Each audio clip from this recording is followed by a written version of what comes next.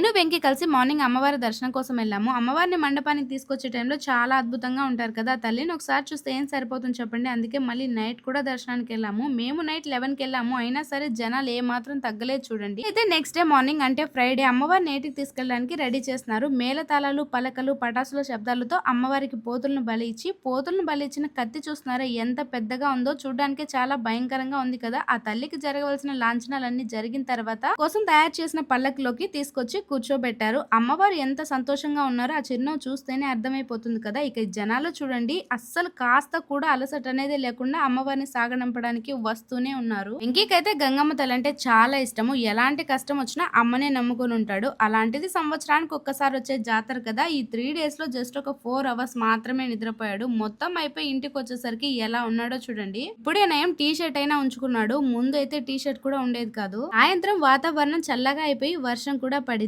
గంగమ్మ తల్లి జాతర తర్వాత వర్షం మ్యాండేటరీ కదా!